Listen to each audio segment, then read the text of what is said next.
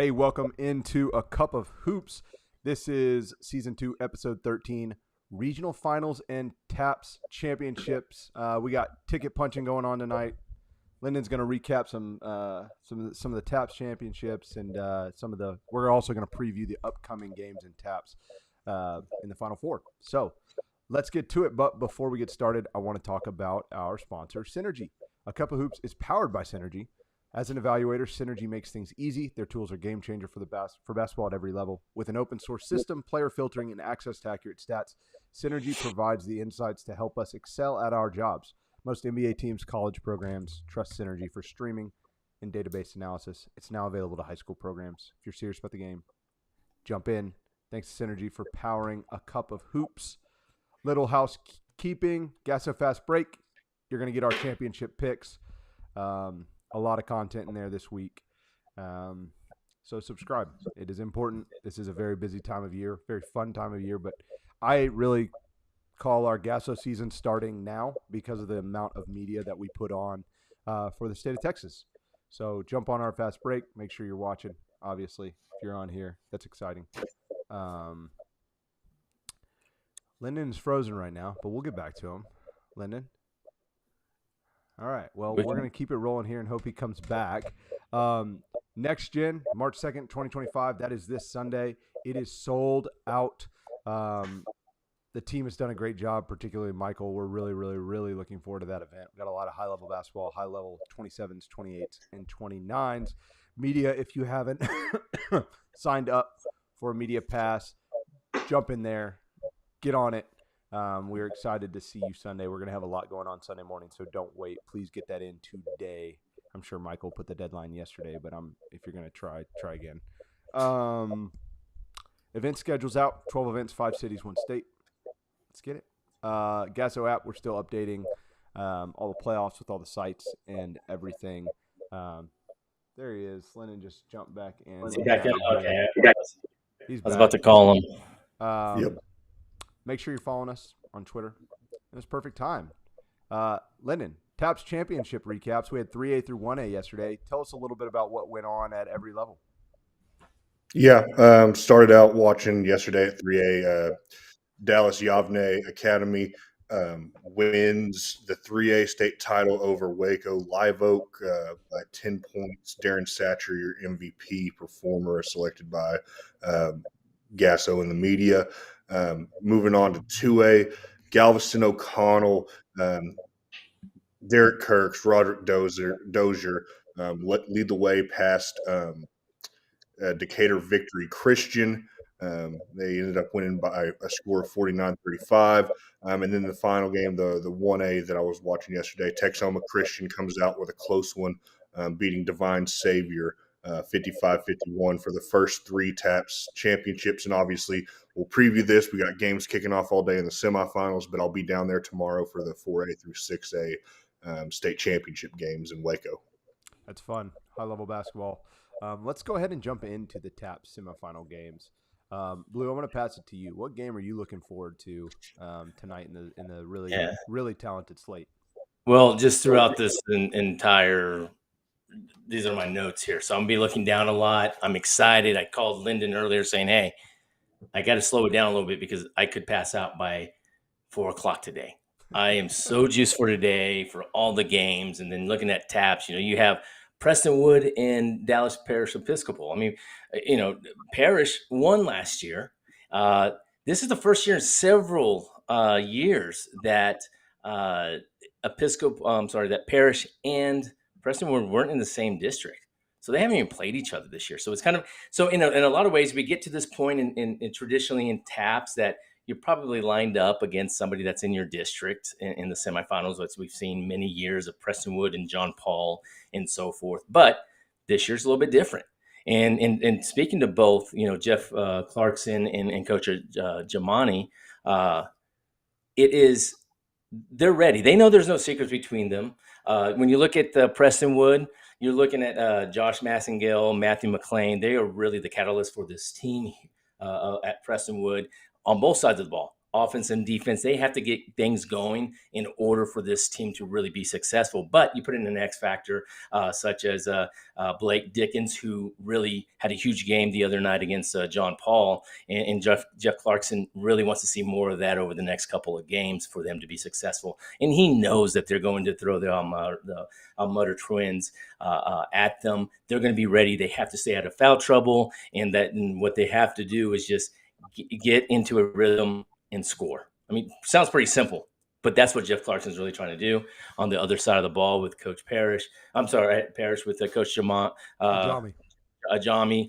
He's looking for more of the patience and discipline from the defensive side of the basketball, because that translates in so many buckets going the other way for Parrish. And he knows that where he can beat down teams, and his team is able to really get leads and stretch them out once they play hard-nosed defense and able to get down to the other side, because they just do so many things out there that are very physically based, and one X factor for them is Torrey Mitchell.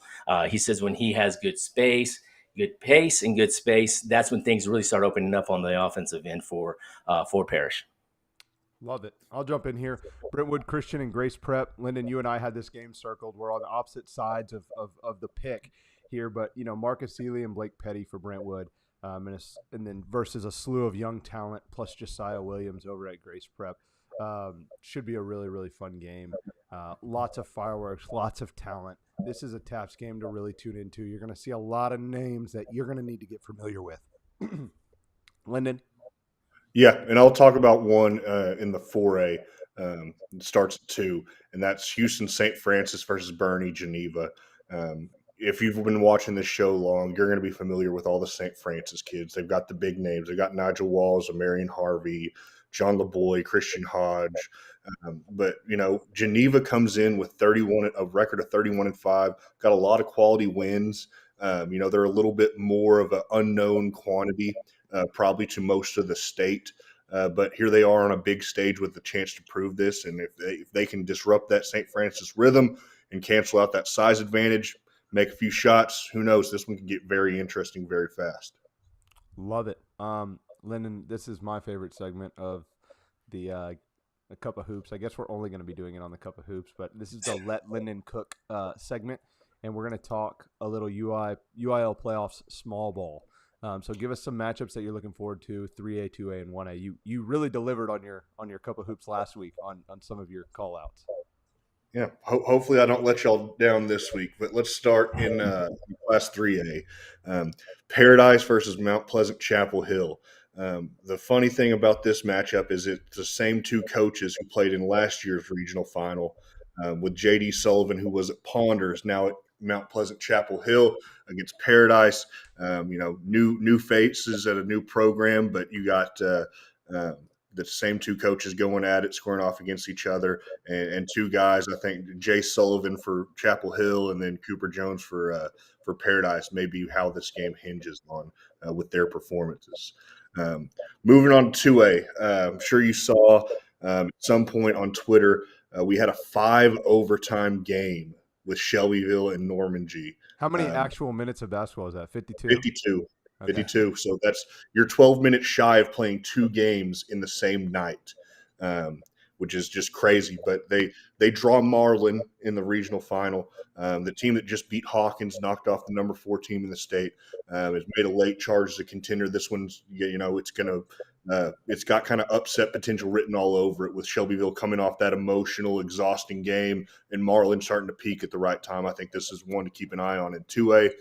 And then down to 1A, Wildorado versus Valley. And the question is, can Wildorado's guards cancel out the height advantage that Valley has? Valley has the Taylor brothers, Canyon and Corbin, both 6'7" plus. Both can shoot it. I mean, these are two really, on the radar prospects for us that we've seen a lot of. But Wildorado's got guards. We know guards win in March. This one's going to be very interesting to see how Valley can, try to take away what Wildorado does best. And obviously on the opposite foot, can Wildorado stop that height advantage inside that the Valley's going to have? Love it. Let's go to UIL playoffs 6A to 4A. This is a punch your ticket game to the Final Four, and you can pick any that you feel. Blue, I'm going to pass it to you.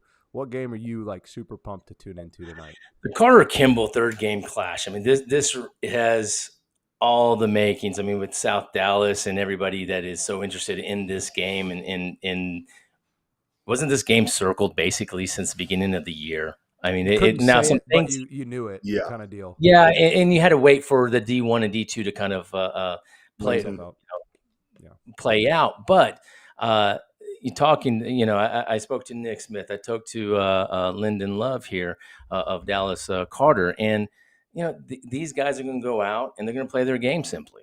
I mean, with Nick Smith, I mean, they have a different type of style that they can go pressure you 94 feet, which they did in the first meeting against Carter, in which that they won 63-51. And these games were probably a lot closer, they said, at some points of the game. But in that first meeting, Nick Smith was able to pepper in the press along with getting the perimeter shots going on the offensive end. In the second game, it was more of trying to play defense and really hone in and stopping Dallas Carter from making those perimeter shots in the third and the fourth quarter. The second matchup was only a 5-point game at 73-68, so we don't know really what's going to happen. One thing that Lyndon Love has talked about is that his team is very young, but what's happening is that Amari Hunter's out there being the leader. He's out there rounding up where it's Terrell Jackson or Devontre Sword. He's out there telling the guys how big each and every game is, as if he's been there for 4 years in these games. And so,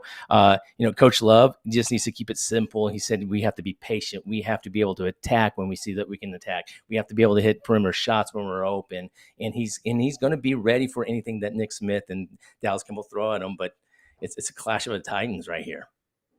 Yeah, and honestly, if you love transition, tune in. It's going to be up and down, and it is going to be a game of runs. There's going to be multiple 8 to 10 point swings, and it's going to be really, really fun. You know what? I'm going to stay in 4A. Sanger versus Kennedale.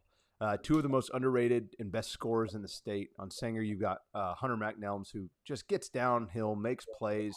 He has a knack for getting to the foul line, puts up good points. He's big frame, can put it in the bucket. And then on the other side at Kennedale, you got Jacoby Lovings, who's just a highlight reel.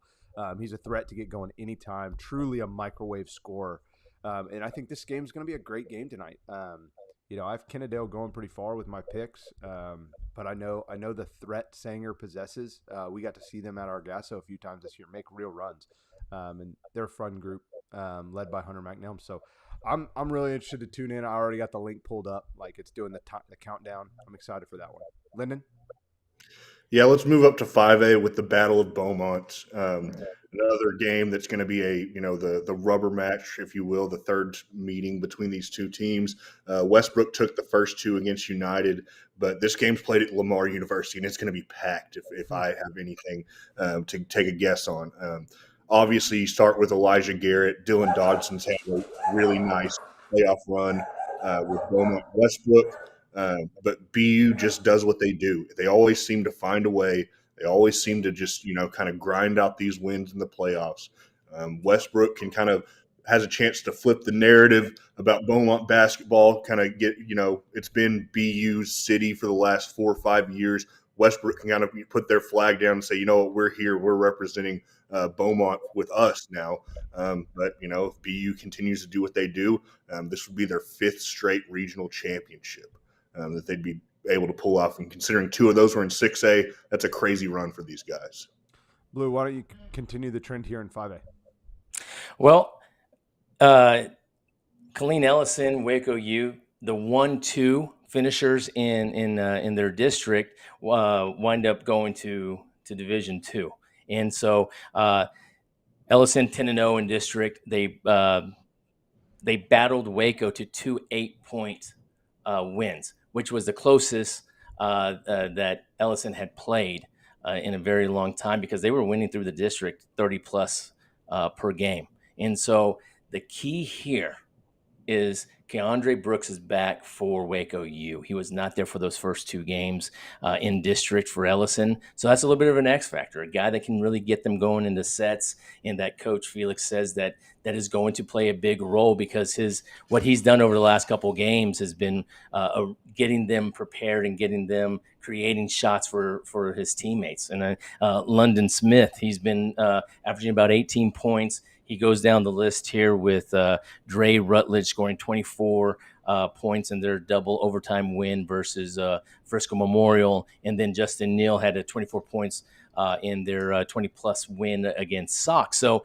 there's a lot of little storylines within this game, because Alberto Jones, talking to him, he's so just very matter of fact that, hey, you know what? We just got to go play basketball. I got to go out there and coach. He said it was great for them to pull out that win, of course, against the Colony, but to play something as close as that, being able to have to fight and face adversity, and, Deron Leaks of all people, go out there and hit 2 big threes, and with Sean Parks and JoJo MacGyver. This team is built for the playoffs. They're built for a state run.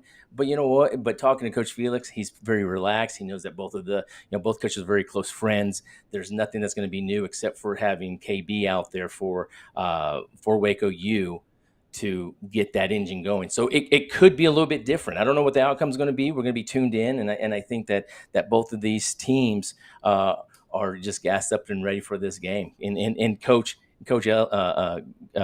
Jones knows that this is not going to be a cakewalk. He loves blowouts, but he don't want it. Let's go out there and compete and win. Love it. I'll stick here, or I'll move on to 6A. And you know who's just been eerily quiet this playoffs? Like who I don't feel like is just like, at least amongst our office, is Duncanville. Like this is kind of what we expect of Duncanville. But same with Rockwall. Both have been ho-hum about their business, taking care of it. And we're going to have a really good game on our hands tonight between Duncanville and Rockwall. The cast, Caden Edwards, Beckham Black, Deuce Hunt, Cam Smith and company, really tough, really well coached, balanced. And they go up against Rockwall, and they have really great size inside with Hudson Goldner, Mason Shepard, super soft, who's been really, really good in big playoff moments. I think these are 2 really well coached teams. I think these are 2 really good teams. Play a little bit of a differing style. Duncanville's going to want to get up and down. I'm sure Rockwall's going to want to slow that pace down, get the ball inside, have Duncanville actually take it out of the basket and get to set their defense. I think that's probably going to be a point of emphasis tonight for Rockwall. I'm just really interested to see the dichotomy, and I'll make sure to tune in and catch that team, because sometimes with Duncanville, I expect it to be there later. So like I put them off, and I got to make sure and tune in tonight, because it's that time. Lyndon? Yeah, and I'll finish this off here with Harlan against Round Rock Stony Point, down in Region 4, Division 2. The sheer amount of talent that's going to be on the floor here, I mean, it's worth the price of admission. Uzziah Bunton, Landon Short, Jaden Cruz, Elijah Clemens, for Stony Point, they've all been here before. They were 1 game away from winning the state title last year. They're on a mission. They feel like they have unfinished business, and they've been able to adjust in-game really well, especially in the last round against Judson. It's been an impressive, return to the regional finals for them. Harlan's, they're changing the narrative about themselves too, because they have the talent. They've got the blend of seniors with KJ Williams, with Knowledge Carter, and the young guys with Josiah Jones and Amani Francis. They're really talented, and this one's going to be a very interesting game, because it's going to take, one of these guys that I just listed is going to have to step up and kind of make the game their own. And whoever does that to the best of their ability, I feel like is going to have the leg up in this regional final matchup. And that's the beauty of playoff basketball, right? You just find a way to get in. And if you're peaking at the right time, like anything can happen. This is going to be a game full of fireworks. So good call out, Lyndon. That's going to do it for this episode of A Cup of Hoops. We'll be back next week talking more playoffs, talking Gasso Next Gen. We got a lot of stuff coming at you. And, I mean, grassroots season's almost here, so buckle up. We're excited to be a part of it. And thank you for the support. We'll see you next time.